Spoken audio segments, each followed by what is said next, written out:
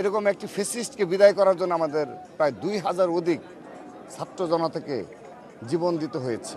যে নতুন সরকারের অগ্রযাত্রায় আমরা সবাই ভেদাভেদ ভুলে গিয়ে ঐক্যবদ্ধ জাতি গঠনে আমরা শপথ নেব। আমি বিরোধিতা করব এবং বাংলাদেশের স্বাধীনতা সার্বভৌমত্ব যদি বিনষ্ট হয়, গণতান্ত্রিক অগ্রযাত্রা বিনষ্ট হয়, এমন কোনো কার্যক্রমে আমরা যেন কেউ অংশগ্রহণ না করি। এই মহান স্বাধীনতা ও জাতীয় দিবস উপলক্ষে ইতিমধ্যে আমাদের ছাত্রদলের বেশ কিছু কর্মসূচি রয়েছে।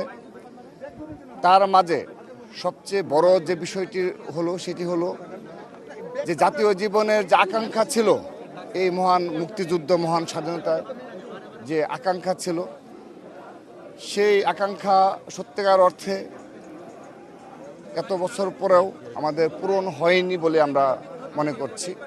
কারণ একটি ক্ষুধামুক্ত জাতি, বাক স্বাধীনতা এবং একটি গণতান্ত্রিক অগ্রযাত্রায় বারবার ব্যাহত হয়েছে।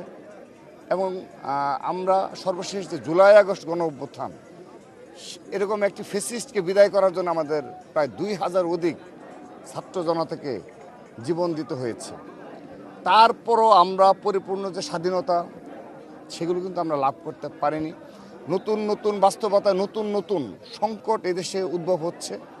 আমরা যদি মহান স্বাধীনতা ও জাতীয় দিবস উপলক্ষে আজ আবার নতুনভাবে শপথ নিতে পারি যে নতুন সরকারের অগ্রযাত্রায় আমরা সবাই ভেদাভেদ ভুলে গিয়ে ঐক্যবদ্ধ জাতি গঠনে আমরা শপথ নেব। এবং সেখানে অবশ্যই বিরোধিতা থাকবে, কিন্তু যৌক্তিক বিরোধিতা। কিন্তু বাংলাদেশকে অস্থিতিশীল করে আমি বিরোধিতা করব এবং বাংলাদেশের স্বাধীনতা সার্বভৌমত্ব যদি বিনষ্ট হয়, গণতান্ত্রিক অগ্রযাত্রা বিনষ্ট হয়, এমন কোনো কার্যক্রমে আমরা যেন কেউ অংশগ্রহণ না করি, আমি সেই অনুরোধ রাখছি। আমরা সেই মহান মুক্তিযুদ্ধ এবং সর্বশেষ জুলাই আগস্টে গণ অভ্যুত্থান, আমরা যেন এই স্পিরিট সবাই ধারণ করি।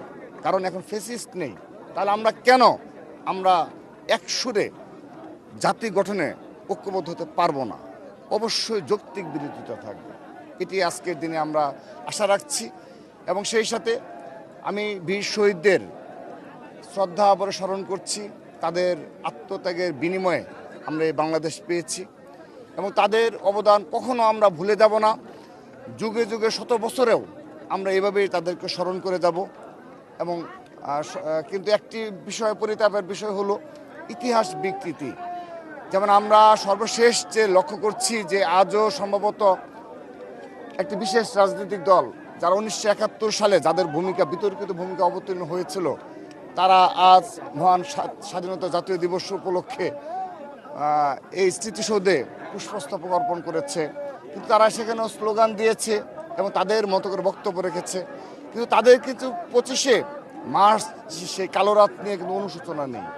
এবং তাদের সেই দীর্ঘ 9 মাসের যে লড়াই সংগ্রামে আমাদের যে নারীরা, মা বোনরা সম্মান হারিয়েছে এবং যারা শহীদ হয়েছে, তাদের পেছনেও যে বেশ কিছু রাজাকার এবং আল বদর বাহিনীর যে ভূমিকা ছিল, আল শামস বাহিনীর ভূমিকা ছিল, এই ইতিহাস বিকৃত হচ্ছে। তো এই ইতিহাস বিকৃত করে তারা যদি নতুনভাবে নতুন বয়ান তৈরি করে মনে করে থাকে যে এই 1971 সালকে স্মরণ করবে, 26শে মার্চকে স্মরণ করবে, তো আমি মনে করি এটি অবশ্যই জুলাই আগস্টের গণ অভ্যুত্থানের যে স্পিরিট, তার পুরোপুরি বিরোধী এবং পরিপন্থী। কারণ একটি সময় আসবে, আজ জামাতে ইসলাম এবং ইসলামের ছাত্র শিবির যেভাবে আল শামস, আল বদর এবং 1971 সালের যে বিতর্কিত ভূমিকাকে অস্বীকার করে এবং তারা আজও জাতির কাছে ক্ষমা না চেয়ে যেভাবে তারা উল্টো একটি নেগেটিভ দাঁড় করাচ্ছে, হয়তো বা একটি সময় আওয়ামী লীগ, ছাত্রলীগও এই জুলাই আগস্ট গণ অভ্যুত্থান নিয়ে তাদের মতো করে একটা নেগেটিভ ইতিমধ্যে দাঁড় করানোর চেষ্টা করছে। অর্থাৎ এইভাবেই কি যাবে আমাদের, মানে যুগের পর যুগ একটি দেশ? এভাবে তো চলতে পারে না।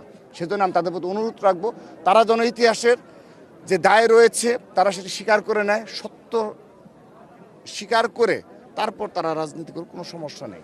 কিন্তু ঠিক একইভাবে এটাই যদি বিচ্যুতি ঘটে, আমার মনে হয় এই জুলাই আগস্ট গণ অভ্যুত্থান নিয়েও একটি সময় আমাদের অবশ্যই ইতিহাস বিকৃতির সম্মুখীন হতে